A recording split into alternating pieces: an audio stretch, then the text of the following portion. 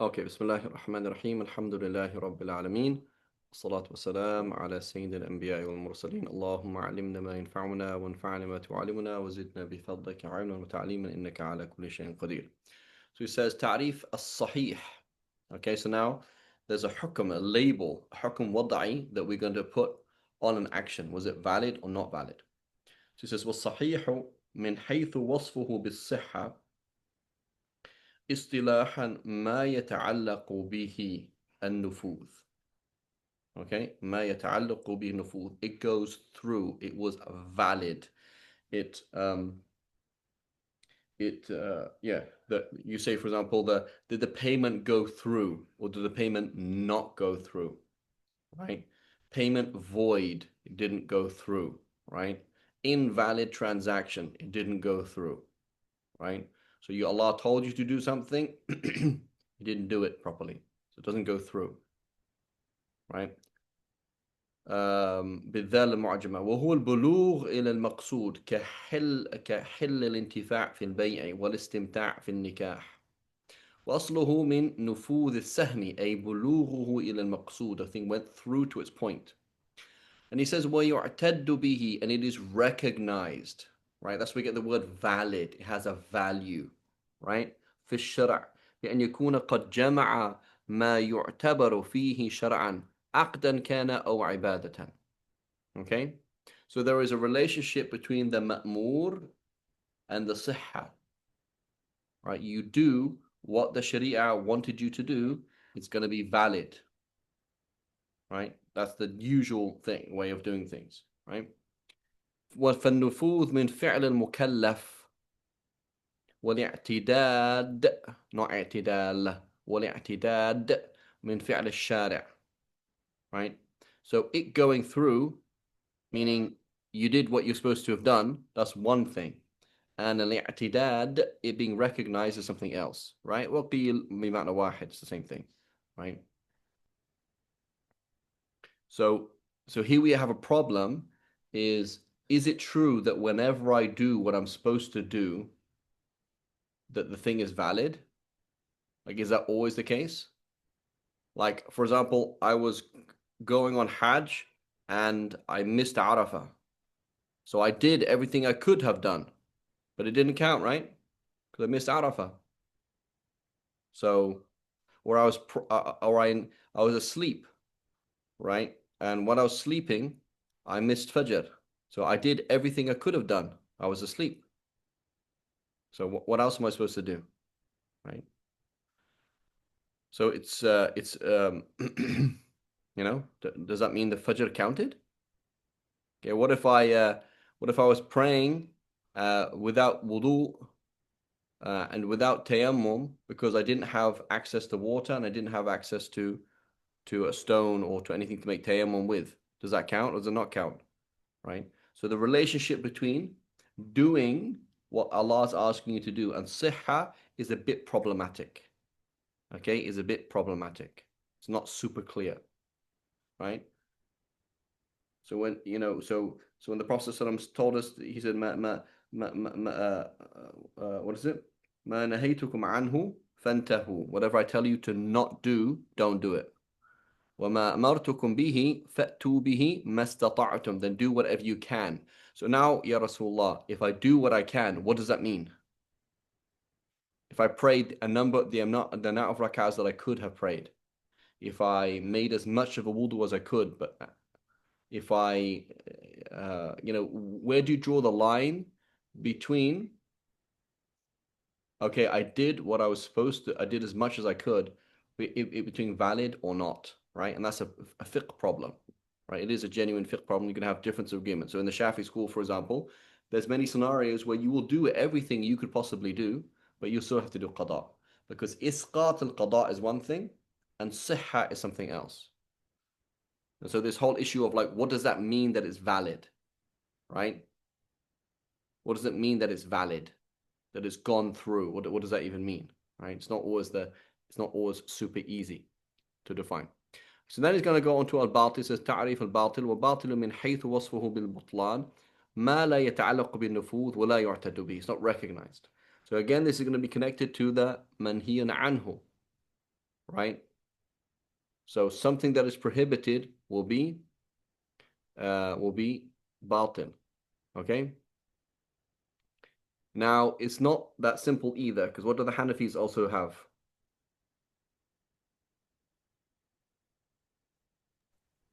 I think facet. Fasid, right? So I lend. This is Jamaluddin, right? Or No, Jalaluddin? Abdul Jalil. Jamil, Abdul Jalil, or Abdul Abdul Jalil, نعم. Abdul Jalil. So I lend him 10 euros, and I say on the condition you give me back 11. Okay. So the Jumhur are gonna say this is aqd batil. Aqd batil, right? لا يعتد به, right? لا يعتد به. The money that I lend, the money that I lend is not his to use, and the money that and the shart is not, so it's not your money. So that when you do a qard, what's supposed to happen is that you're supposed to get a sum of money. That money is now yours, and you owe the muqrid its qima. You owe its value, right? The ayn is no longer there. I don't owe you this ayn, these notes themselves. I owe you its qima. So now the Jumhur are going to say, here we go. I'm giving you 11 euros on the condition you give me back. I'm giving you 10 on the condition you give me back 11. لا يعتد به. لا نفوذ له. Right? So now there's no imtilak. Right? Abdul Jalil cannot use that money. It's not his. Okay? It's as if my money is in his hand. He does not owe me 11, and that to the $10 that he borrowed does not count. What do the Hanafis say? They say this is act fasid. So you can use that money. You can use that money. Right? It happened. But يحرم الوفاء بالشرط الفاسد. Right? It's going to be haram for him to give me back the 11. He has to give me back 10. Okay? So they have other contracts like that. Prayer that could be fasida, right? And the tawaf that can be fasida, right? But it's still going to be valid, right? Um, and so they have a middle ground, right? And I think it's either going to be in civil law. Um, I know I had a Turkish lawyer. He was mentioned. I was talking to this guy. He said there's other categories as well. So there's, for example, like how about this? Like, what about a contract that has no conditions whatsoever? None of the arkan are there at all. What do you call that? Or a prayer that has no arkan whatsoever. So there's no takbir, no qiyam, no fatiha, no sujood. What do you call that?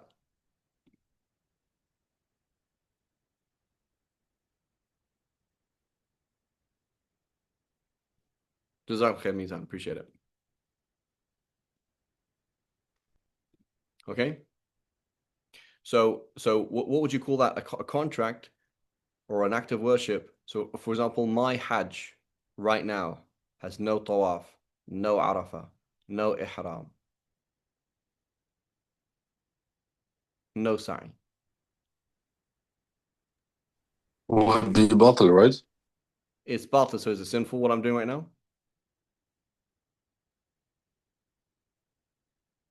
Not always the case.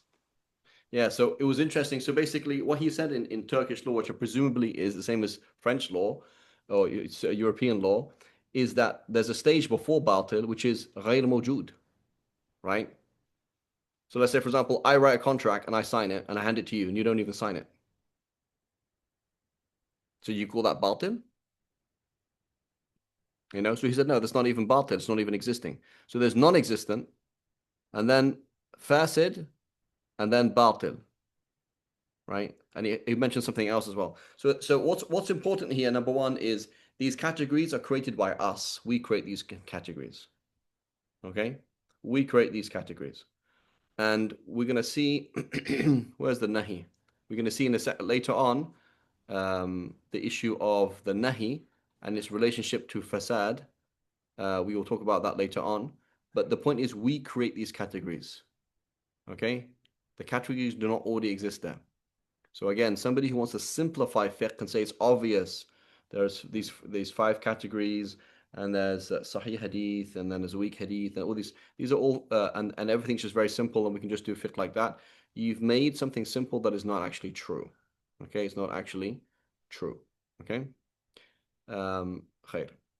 So anyway, باطل لا يعتد به, and we can see the relationship between the nahi and the nahi and the butlan later on. Okay, so then he says والفرق بين الفقه والعلم. He says والفقه بمعنى الشرعي المتقدم ذكره أخص من العلم لصدق العلم على معرفة الفقه والنحو وغيرهما. فكل فقه علم وليس كل علم فقها. وكذا بالمعنى اللغوي فإن الفقه هو الفهم والعلم المعرفة وهي أعم, more general. تعريف العلم. So now why is this important? Because you say, oh, I know this. What do you mean by I know? Right? I think this. Okay, what do you mean by I think? Right? So you come along and say, what is a dalil? A dalil is something that makes you think that Allah wants you to do something. Okay, so what do you mean by think? And what do you mean by ilm? And what do you mean by shak? Right? And what do you mean by what do you mean by wahm? Right? So these are important things to define. So he says, وَالْعِلْمُ فِي اصطلاح معرفة المعلوم أي إدراك ما من شأنه أن يعلم موجودا كان أو معدوما على ما هو عليه, to know it as it is في الواقع, in reality. كإدراك الإنسان أي تصوره بأنه حيوان ناطق. What does that mean, حيوان ناطق?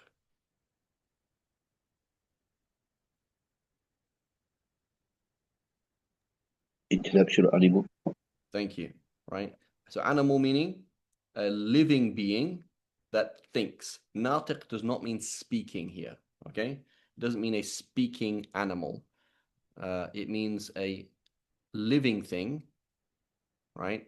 Like a tree, like an animal, like a human, but is natiq. So natiq means that it thinks, right? A sentient living thing. A sentient living thing. وكإدراك أن العالم وهو ما سوى الله تعالى حادث. Right? Everybody hear me? My internet's fine? Yes, fine now. It's fine now.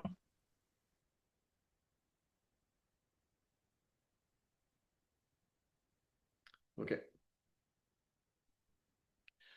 Um,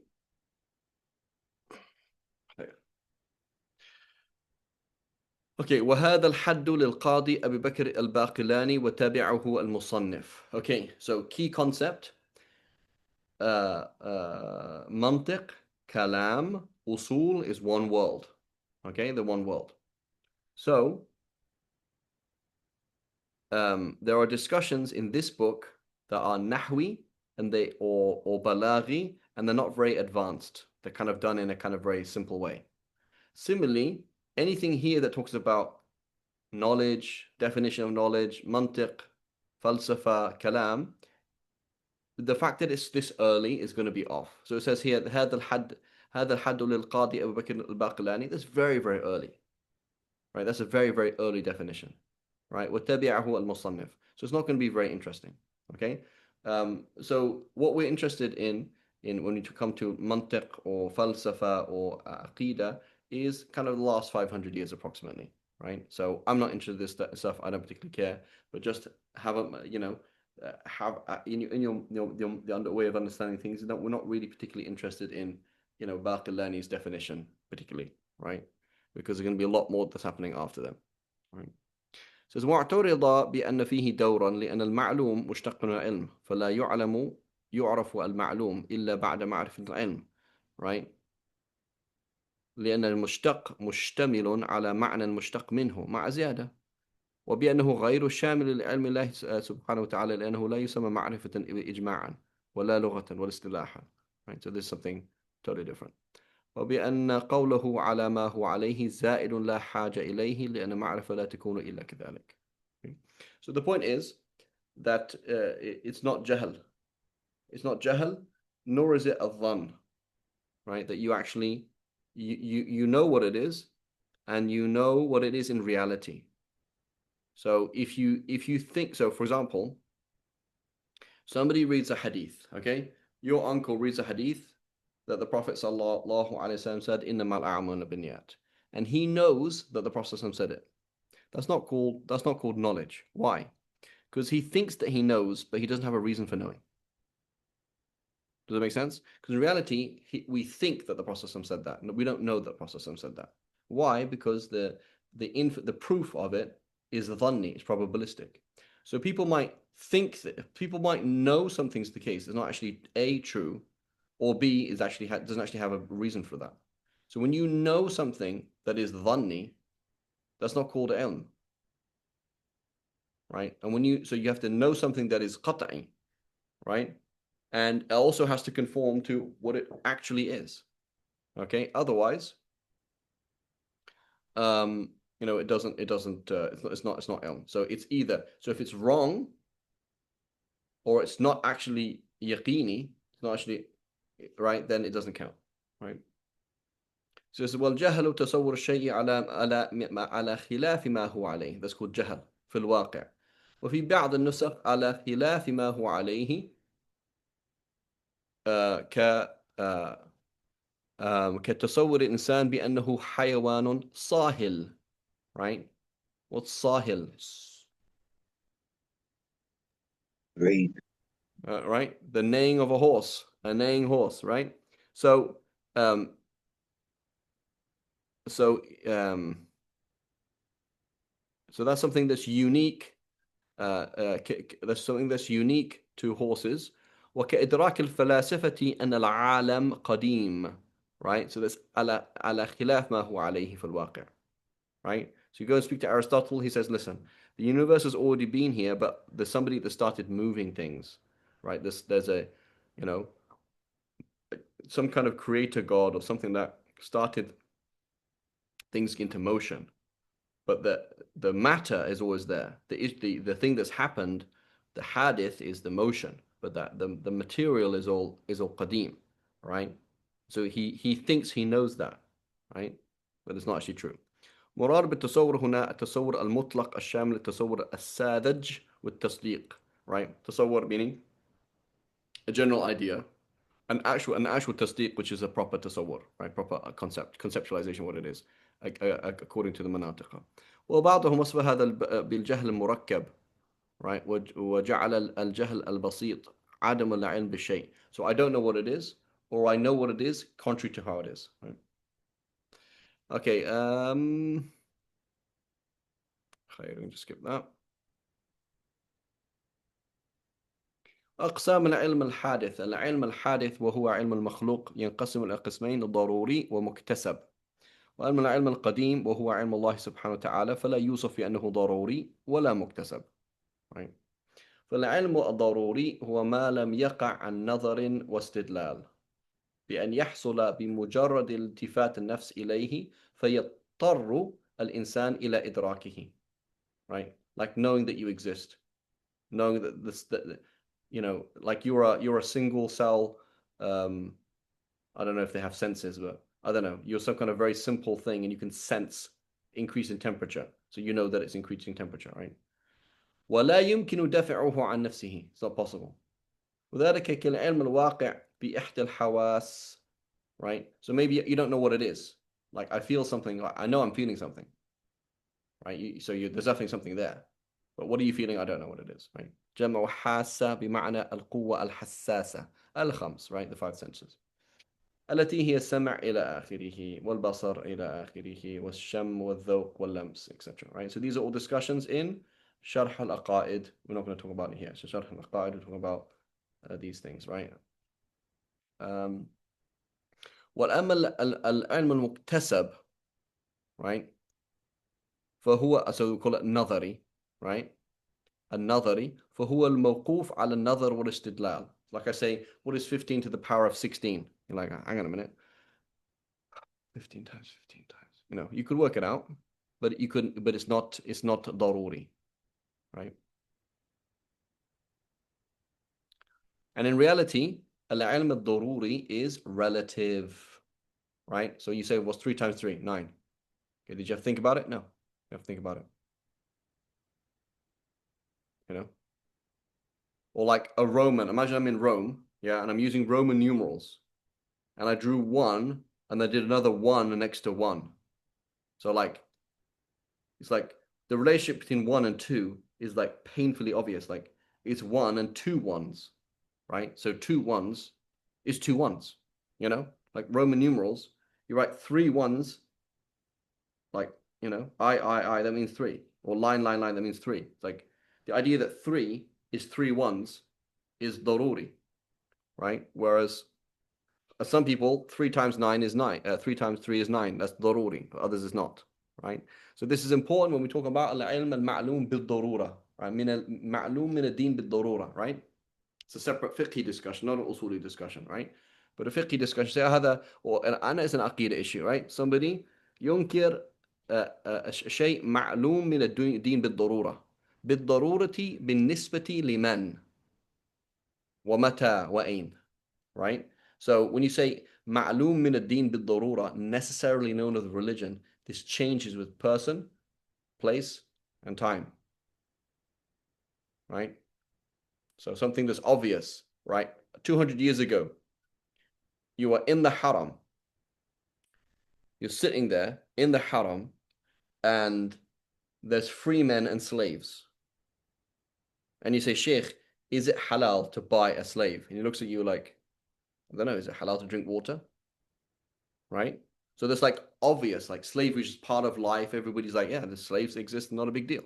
Right? So normal part of life. Whereas today, if you ask a Muslim, is it halal to buy a slave? They're like, I don't know. That's a bit, yeah, probably not. Probably a lot of people say it's haram, right? Oh, that's haram, yeah. And they're not even thinking about today. They're not saying it's haram today. They just think in an absolute sense that there's no such thing as owning another person in Islam, period. Like you could never ever do that. That would be crazy. Right? So ma'loom min ad-din bil-darura changes, right? Changes place and time. Somebody's gonna think, give me 1 second, please.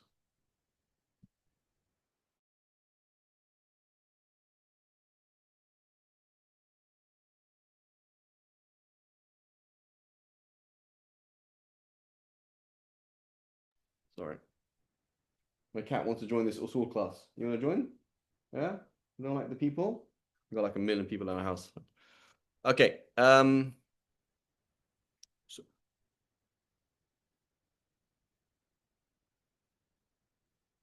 Mizan is smelling your name.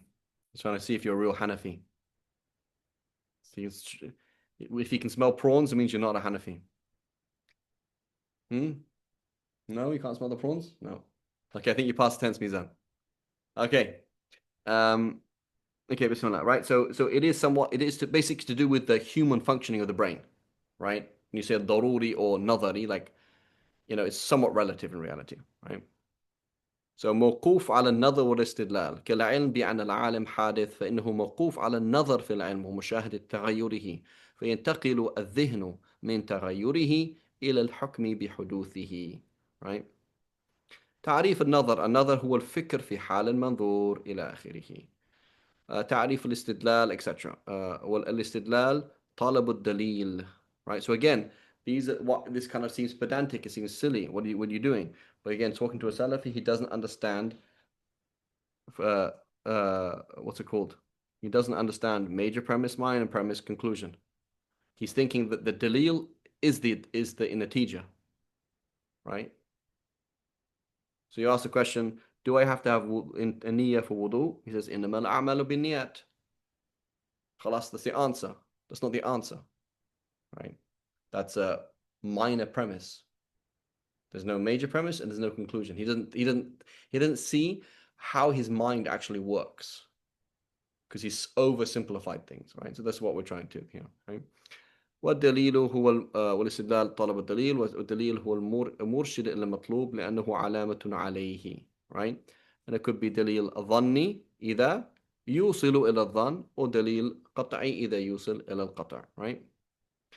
تعريف الظن والشك والظن تجويز أمرين فأكثر أحدهما أظهر من الآخر, right? There's two or more possibilities, right? It is possible, but A is more likely than B, right? Very important, we mentioned this before, is uh, what? Is translating dhan for the usuliyin and mutakallimin into dhan for the muhaddithin. Okay, can everyone remember this discussion when we were looking at the previous class? So when I say, for example, هذا الحديث ضعيف, right? Is that dhan or is that not dhan, right?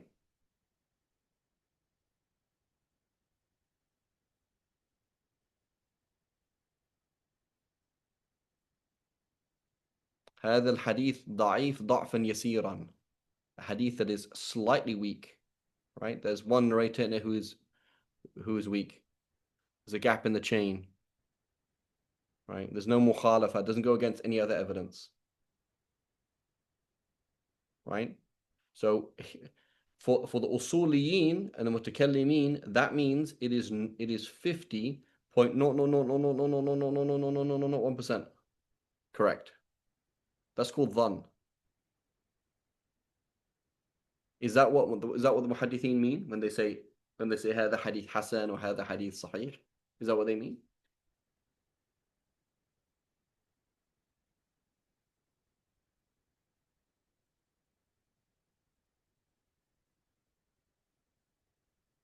Did the Imam Ahmad sit in the class of Imam Juwaini and base his taqsimat al-daqiqa of Hasan and Sahih and Da'if based on the usuliyin? Is that what happened?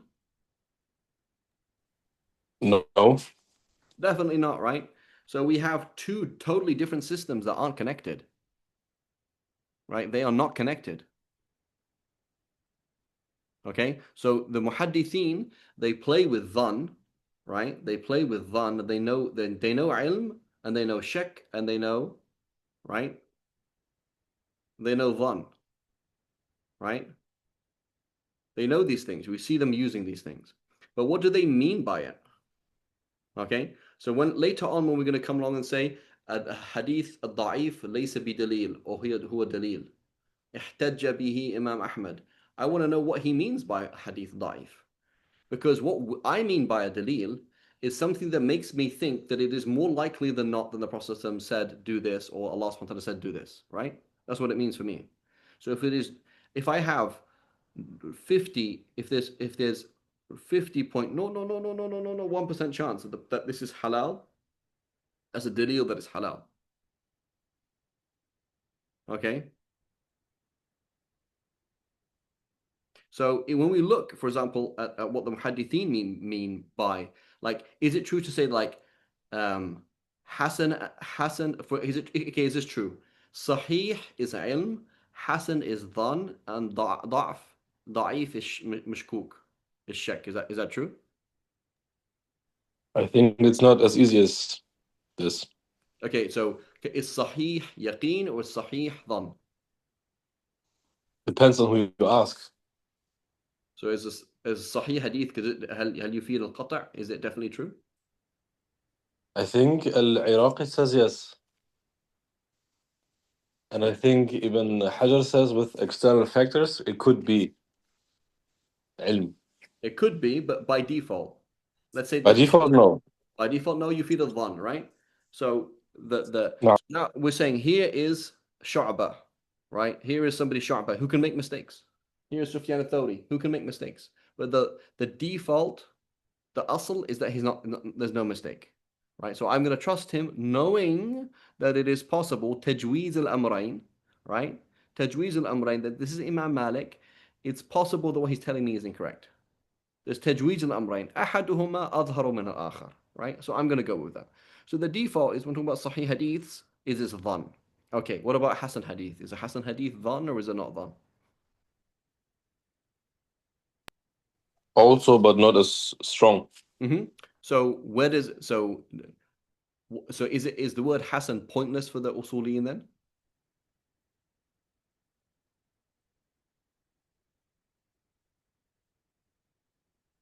So if Hasan is dhan and Sahih is dhan, then what's the difference? I mean, that one is stronger than the other, but that doesn't make any, that's insignificant, right? Because it's dhan. Like there's a Hasan hadith that says to do this. No proof against it. Then I'm going to have to do it, right? So there's no difference. So what does it mean then? It means that, again, the system is two different systems. Okay? Now I go down to da'if. Right? Do the muhaddithin, when they say da'if, do they mean what the usuliyin mean by shak?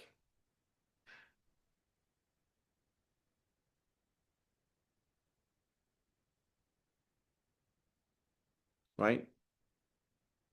So let's think about it logically, okay? Let's think about it logically. Let's assume all of us are weak in hadith, okay? All of us, right? That's going to be the default. Most people are weak in hadith, okay? Is it true that most of what I say, what I tell you, is a mistake? Like, is it more likely that it's a mistake, or is it more likely that it's accurate?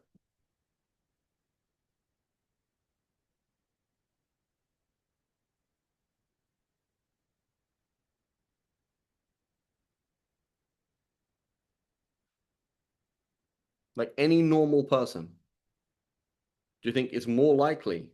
Like, let's say they're righteous, they're not lying, they're upright, but they're just not very accurate. If somebody is not very accurate, is it still not the case that the default that what they're saying is accurate?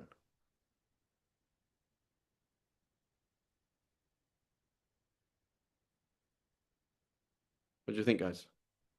So let's play with numbers, okay? Let's play with numbers. Let's imagine I have a chain of transmission. All the narrators are weak, okay? All the narrators are weak, okay? So I'm gonna put A, okay, Mr. A. Or Mr. A has a track record. He's narrated 1,000,000 hadiths, okay, and he's made a lot of mistakes. So I've noticed a lot of mistakes. But when I say a lot, it's not going to be half of them, is it? It's not going to be half. So maybe my track record is 90%. So you're wary of my hadiths because 10% of my hadiths, right, are inaccurate. Okay? And then B, his sheikh is also 90%. Like there's a good chance, 10% chance that his hadith is off. Okay? Now, oops. Now C, his sheikh is also weak. Okay? So now 90%. And his sheikh is also weak. Okay?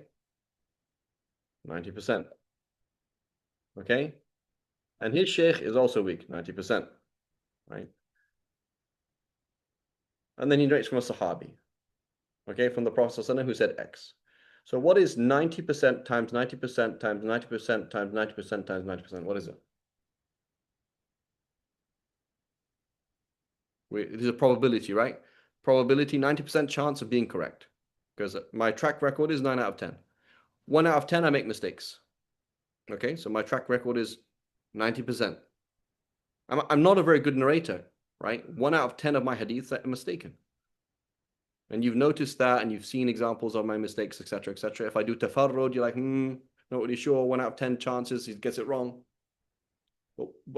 So how strong is this hadith going to be?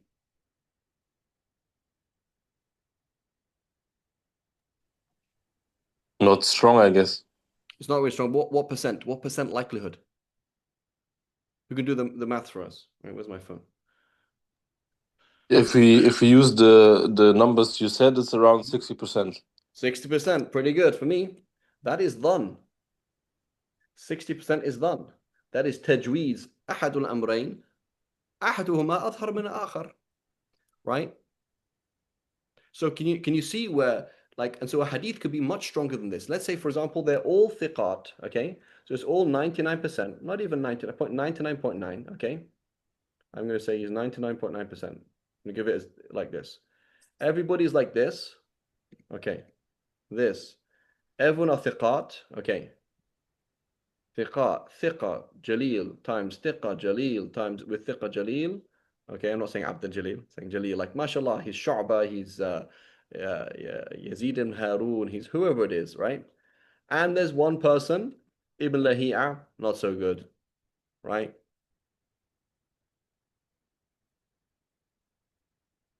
Right? That's going to be really good, right? So a bad hadith, right? A bad hadith, okay, is going to be dhann, right? Imam Malik quotes the Prophet ﷺ. What's more likely? Imam Malik is quoting something wrong, or Imam Malik is quoting something right. So there's no sanad, aslan, right? Imam Malik says Qala Rasulullah. Sufyan al-Thawri says Qala Rasulullah. So it's not even mursal, it's mu'dal, right? Between Sufyan al-Thawri or Sufyan ibn Uyayna or Imam Malik, there's a big gap, right? But what's the asl? Is the asl that Sufyan al-Thawri is right or that he's wrong?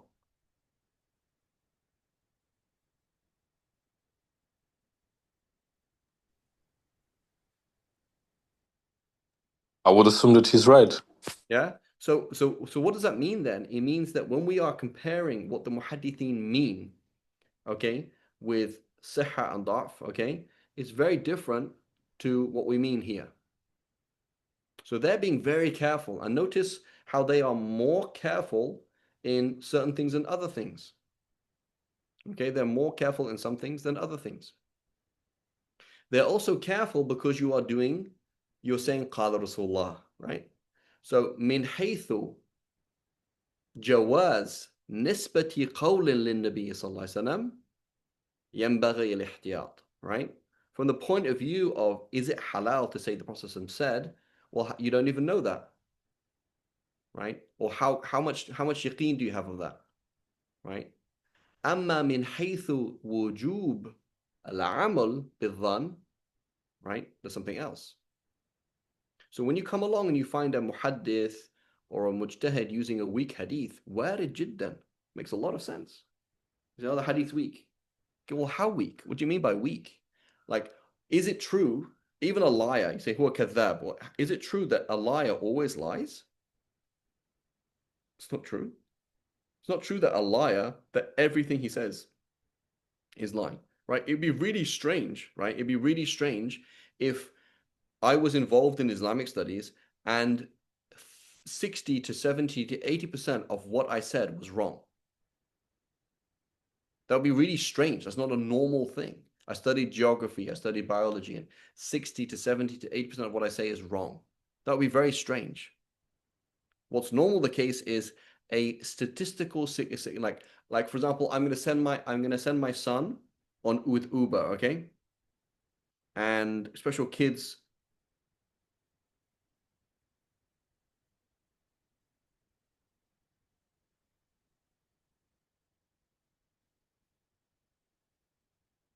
Give me a second.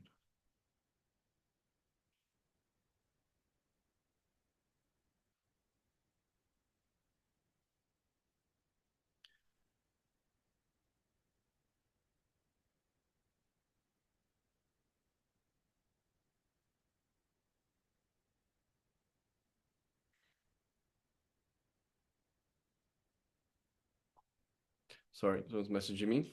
What I was going to say was what? I'm going to send my son. I'm going to send my son with Uber, and 1 out of 10 kids don't arrive. Would I send him?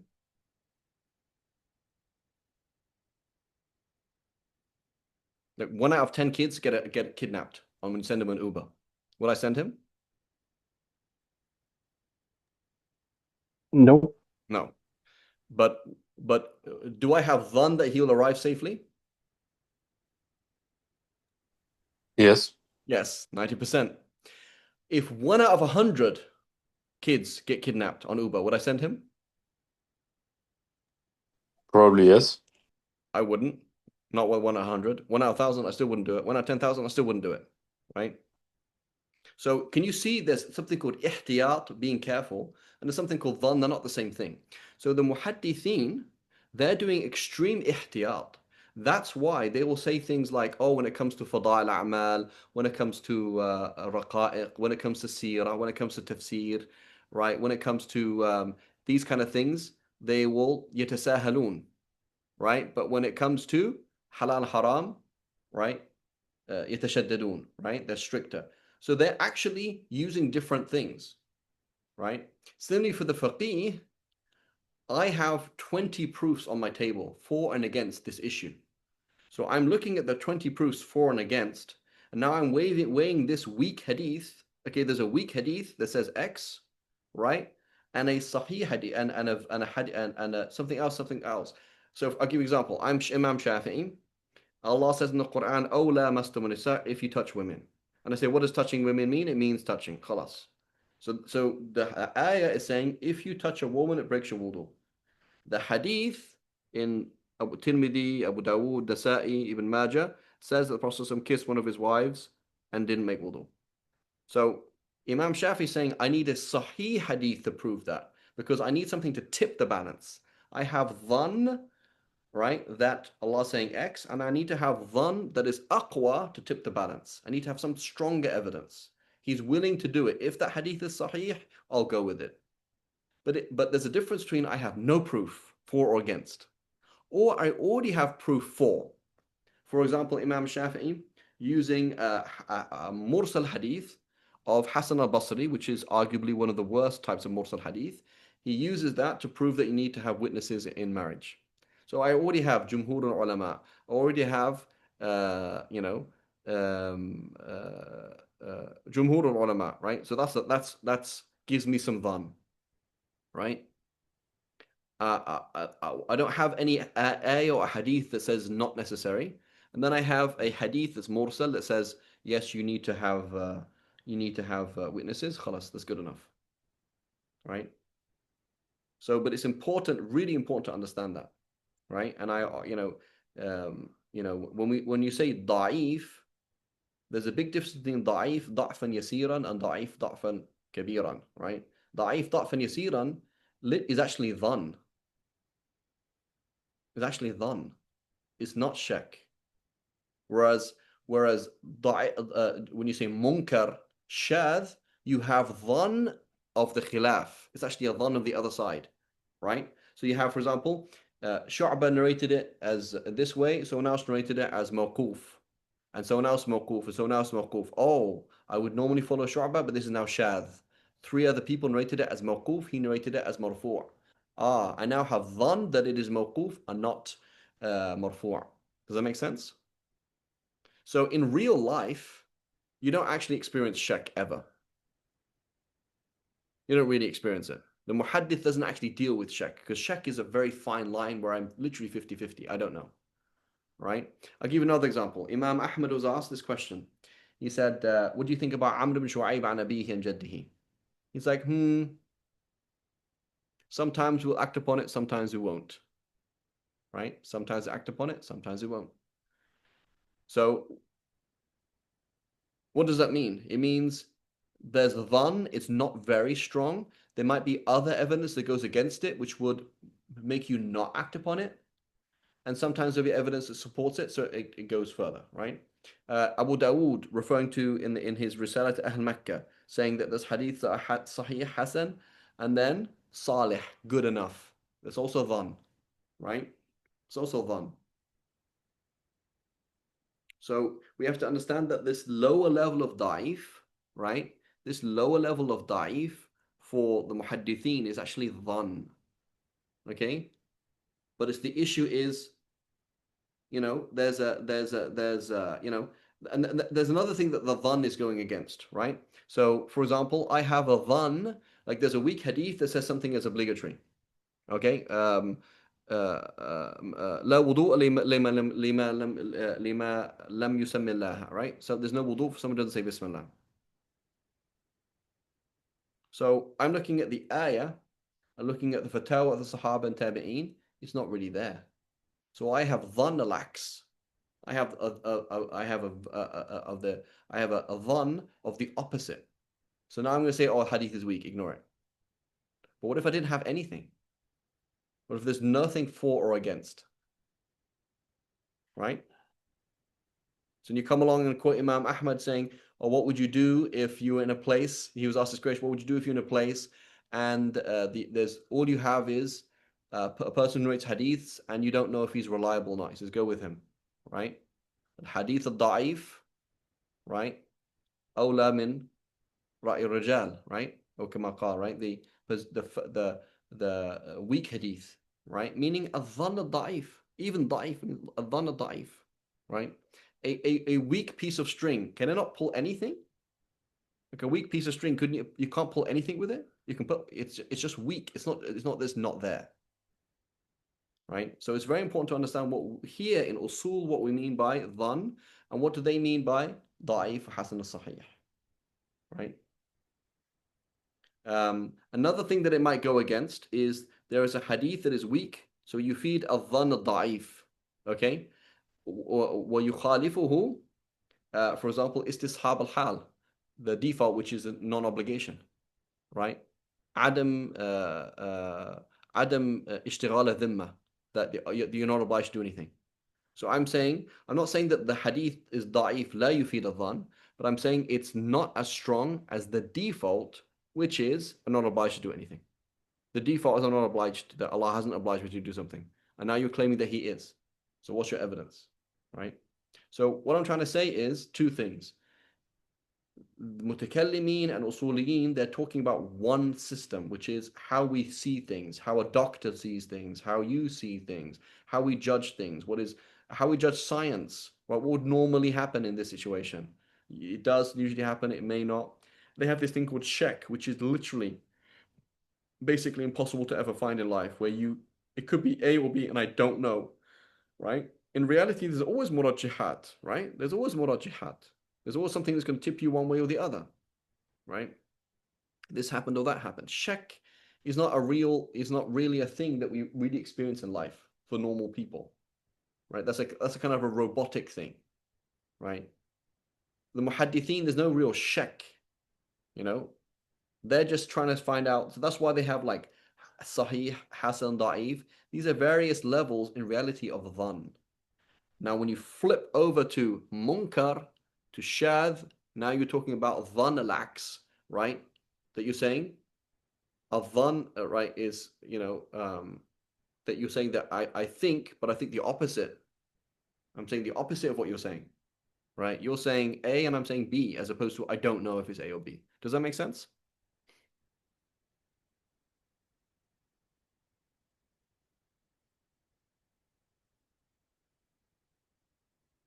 Right? So it's very important to translate, to really understand manahij. What are these people doing and why are they doing it? Look at that and fuqaha, right? When we involved in fiqh, are the aqisa, the analogies of fuqaha, are they very weak?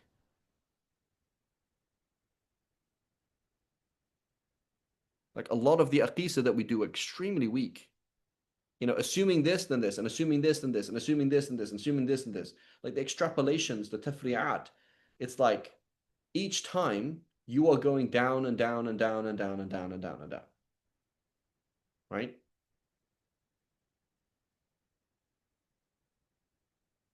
You guys follow me? Like in fiqh, right? The proofs that the fara' of the fara' of the fara' mas'ala in fiqh is the adillah are very weak. But they are dhan. Does that make sense?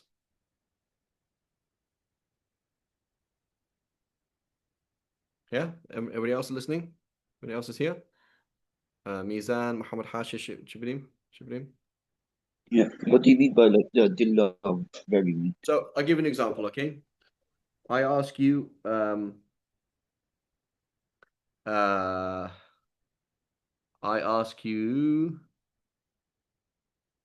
about Bitcoin, okay? So you have a definition of money, which is probabilistic, is dhanni. The application of that to Bitcoin is also dhanni. And so your conclusion was 80%. Your application to it is 80%. Now we're talking into like 60% accuracy of your fatwa. Does that make sense? Yeah. The question was put to me, unemployment insurance in Scandinavia. Okay, I didn't have an answer to it. So number one, insurance, halal or haram, we don't know. We actually don't know, right? We don't know if it's halal or haram. So we know the Prophet ﷺ forbade gharar. We know the Prophet ﷺ allowed gharar for need, right? Vagueness in contracts is allowed for need. Is this considered vagueness? A. And B, is there a need for it in Scandinavia? I'm in Norway, like, and I get unemployed. Is life so expensive that you have to have, like, I don't know. So I don't know the answer, right? I like spent 2 weeks trying to find the answer to it. Don't know the answer. And if I gave the answer, it would be an attempt, right? It would be an attempt. We don't know the answer, right? So, today there's many masail that there's istiqrar on them, not because the dalil is strong, it's because there's lots of muwafaqa, like we've kind of agreed, but the adilla are very weak. You're going to find, for example, I give an example in the Shafi school, a debate between Ibn Hajar and Ramli. Okay, so the Shafi school, we say we think that the follower has to recite behind the imam.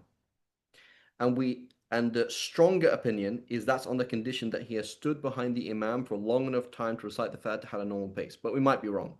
So we might be wrong about the Fatiha aslan.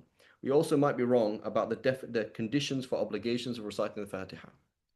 So now there's a mas'ala that Ibn Hajar and Ramli disagree on is, what if I was in tashahhud, okay, and I lagged behind to complete my tashahhud, and then I got up, and then I was standing behind the imam for less time than it takes to recite the Fatiha at a normal pace.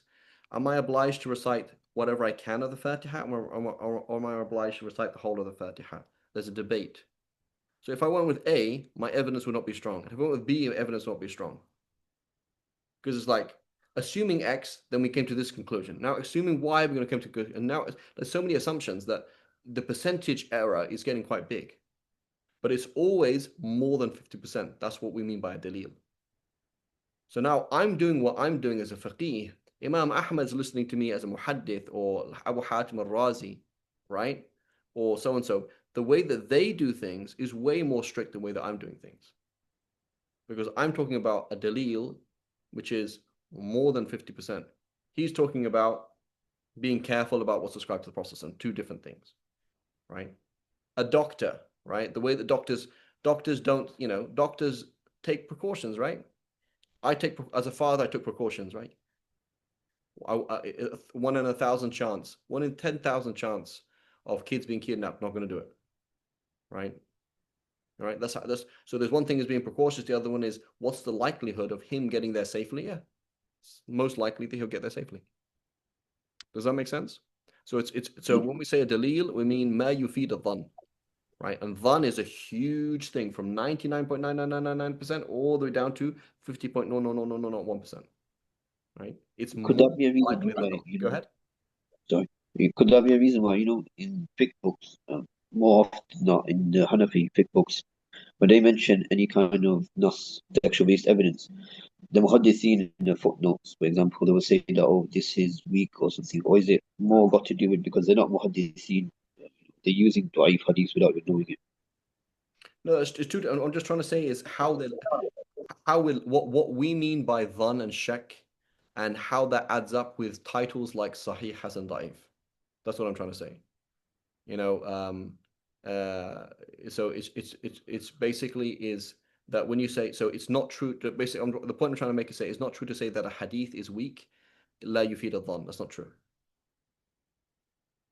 Yufid al-dhan. So Yeah. it is by default a dalil, right? Um, and the default is that basically what the muhaddithin are doing is all a hypersensitivity, right? You're just trying to make things like, okay, I'm going to send my kid with Uber. Okay, I need to have this check plate, these things and that thing and this thing and that thing, and the Uber person has to be okayed 2 months in advance to be able to take kids and proven to not done this, and then they have to add to the driving things, and somebody else has to be in there. So I'm just adding all these things on to be really, really careful, right? But it's not actually necessary, right? That there is actually already done, right, that this thing is correct. Does that make sense?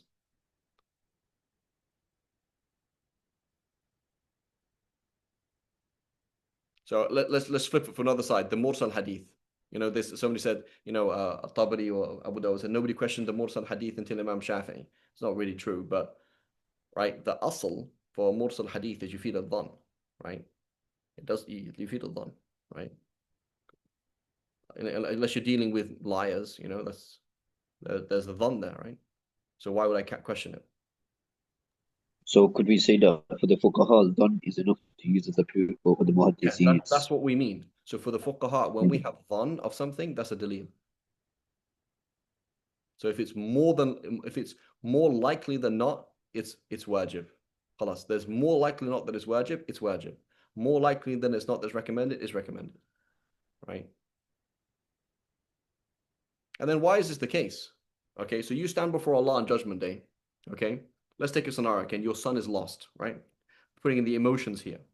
Your son went into this forest and got lost, and there's two paths. Okay, you just realize he didn't come back. He's like, I'm going to the bath, come back, and didn't come back. So now I was like, which way did he go? There's path A and path B. So there were two paths you could have gone to look for him. Okay, you went path B. Okay, but path A was the most likely path to go down, and it made more sense to you, but you went to path B instead. Your son ended up dying, right? And you explained to your wife, explained to the court, why did you go to A as opposed to B? Right? Let's say forget the court. To yourself, you feel really bad. Why do you feel bad? Because I went the wrong path.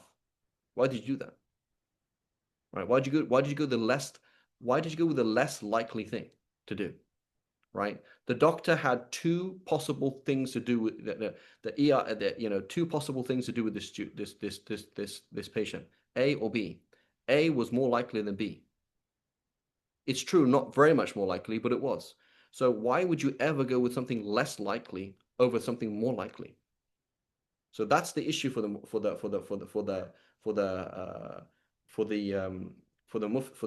or for the what's it called, for the faqih.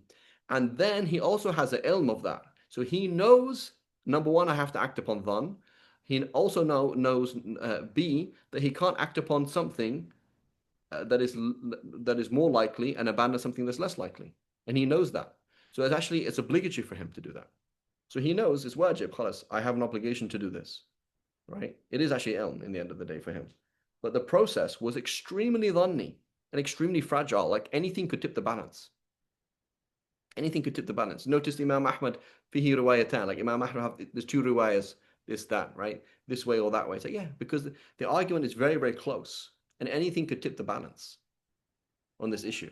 And so somebody asked him the question, he said it's halal. Somebody asked the question, says not halal. And it's a mas'ala that's really, there's evidence, either strong evidence either side or very little evidence either side. So anything could tip the balance, right? Does that make sense?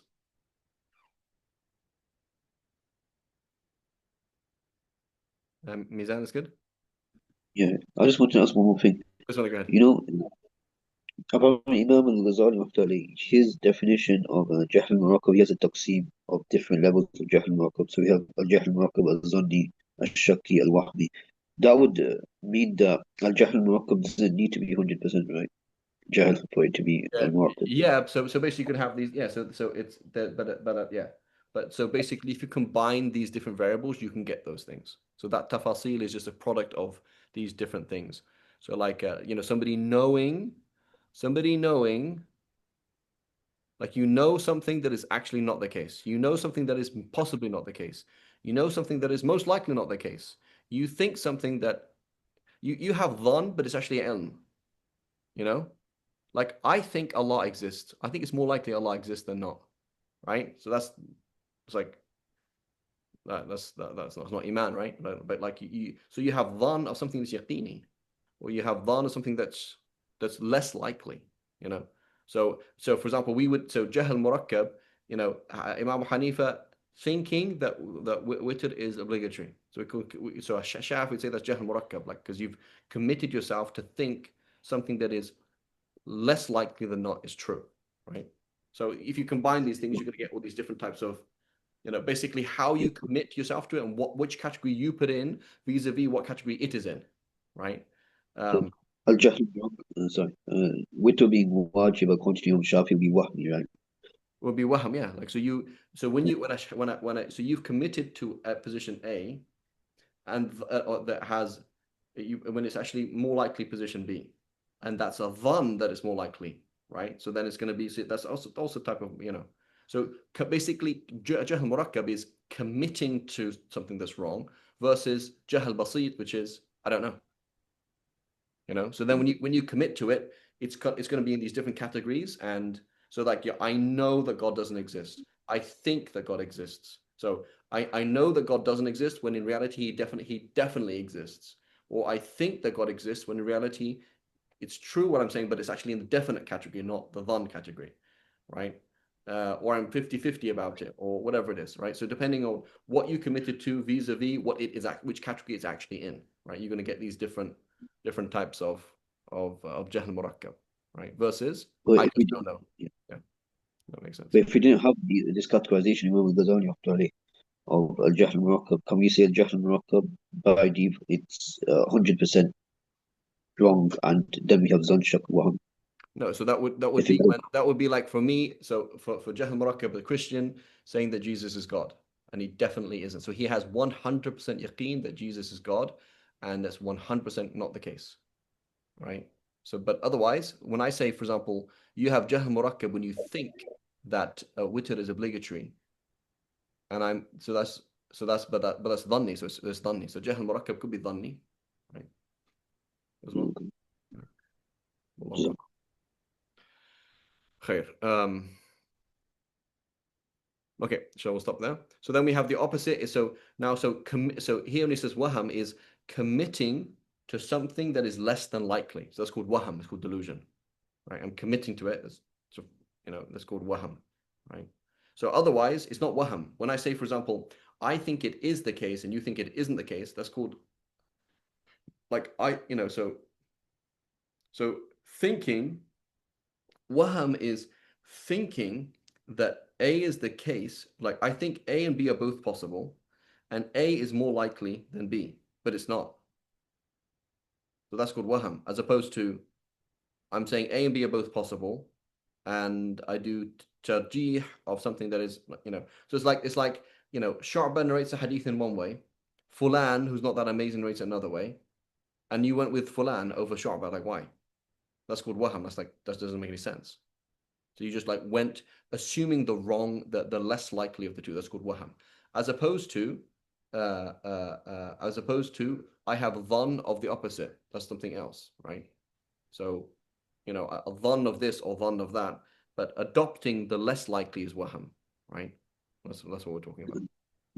from understanding, can we say that these categorizations on Waham Shak, they only are apparent after you look at the reality, right? So if you can't know something, like it's possible impossible to know something, you don't really have No, that. it's also your process of it, right? So let's say, for example, you look at all the religions and you think that Islam is more likely than any other religion. Let me just double check that, and I'm sure I have another class right now. Give me 1 second, please.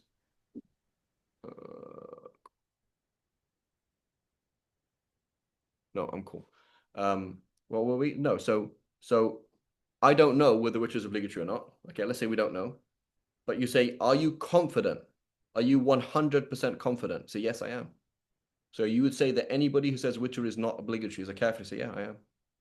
So, right. So that's I don't even know the result. So the fact that I have yaqeen about it puts me in a certain category.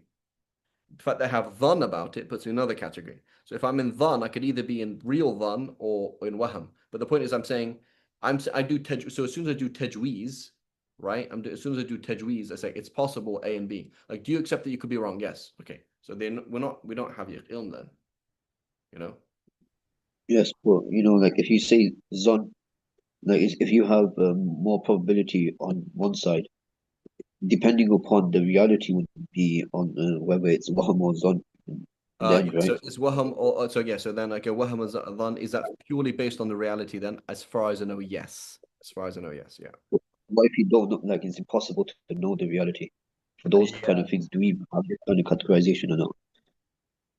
I don't Like know. we wouldn't call that Jahal, right? If something can't be known, Yeah, because no, I don't know. I don't know. So, but what I think, as far as I know, is it's like this. It's like you. you said you did your probability, and you said what is the probability of A and B, and you said well probability of A is 60%, probability of B is 40%. Okay, so which one are you going to go with? I'll go with 40%. That doesn't make any sense. So like adopting, committing to that which is, Most likely. adopting that which is less likely, right? That's just wahm. Yeah. Wallahu alam. So does it matter what the reality is? Allahu alam. That's a good question, but I'm not really sure. But the key thing is we know what shak is, we know what dhann is, and we know what ilm is, right? Those are those three things. But does it really matter? Like, is waham relative to that extent? I don't know really. Well, I was asking because Imam al-Mahalli, actually, when he added that clause on ilm, the definition of ilm ma'lum, he added that clause by ma min sha'nihi ay yu'lam. So from its nature is that it can be known. So that's what Yeah, we would but ma call min it. sha'nihi fil waqi', not in our experience of it, right? So that's kind of like, Yeah, yeah, so that's not yeah, really, that's not, that's kind of, so anyway, what I was trying to say with the definition of ilm, this is not a book to look for the definition of ilm, you know? yeah, So like, am I going to look here? I'm going to look at, Ta'rifat of Georgiani or something like that, it's like, this is not, or somewhere else, like it's just not very mature. And generally as well, not to say anything about the Western scholars, but they're just not as good. Like, so like basically last 500 years of like mantiq and kalam really is like with Dawani and these kind of people, that's another world, you know? And so they're like, it's just kind of like, when I see like a quote of Baqillani or like, what's that? Or like even Mahalli is like, these are not the fuhul of that Maidan. These are not like the amazing people of that world, And I'm not myself, I'm not into that kind of stuff anyway, but like proper definition of ilm, you're not going to get it from Hattab's commentary on Waraqat. It's just not the place for it, you know. It's like you're looking like it's like I don't know, or a definition of something in balagha. It's like this is not the place for balagha. So or hadith, what is the definition of mursal hadith? Like it's not the place where you'd find it, if that makes sense. Wallahu a'lam. خير إن شاء الله. We'll stop here إن شاء الله تعالى. وصلى الله على سيدنا محمد وعلى آله وصحبه وسلم. سبحانك اللهم وبحمدك أشهد أن لا إله إلا أنت نستغفرك ونتوب إليك.